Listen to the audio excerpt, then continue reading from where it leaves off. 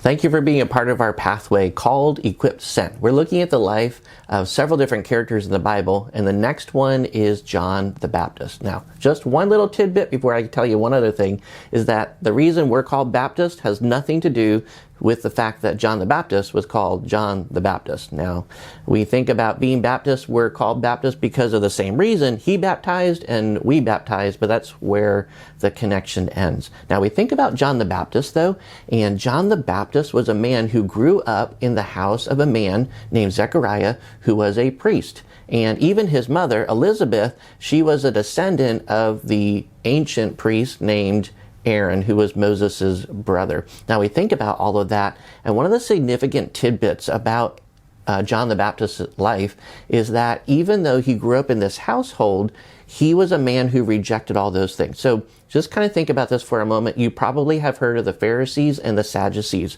There was also a couple of other groups. One of them was called the Zealots, and then a last one called the Essenes. The Pharisees, they are the ones that we see throughout the Bible all over the place. And they did not get along with the Sadducees. And the big thing that they disagreed about was the idea of a resurrection. The Pharisees did believe in it. The Sadducees didn't. Then there's the Zealots, and they were a political group. And they just hated the Romans. Of course, Jewish people back then didn't really like the Romans anyway. But the Zealots, they were like, hey, let's go to war and try to get rid of them outside the country. And then there were the Essenes. We don't see them mentioned much in the Bible, but it seems like John the Baptist may have been an Essene, meaning this: he pulled away from the Jewish community in the sense that he lived outside in the desert, and really the Essenes did not appreciate, they didn't like what was happening inside the temple, all the things that were going on. Of course, the Pharisees and the Sadducees did, the Zealots did, but the Essenes pulled away because they believed what was happening in the temple was not true, according to true doctrine based upon what Moses delivered in the law of the Old Testament. And so because of that, we can see John the Baptist pulling back. And what was he doing? He was a man who was helping to move in the story of the Messiah. So he is the transition point. Last time we looked at Nehemiah, which I didn't mention this last time, but Nehemiah, his story is actually a key, if you connect it to the story of Daniel, another story that's going to lead into the promise that the Messiah is going to come.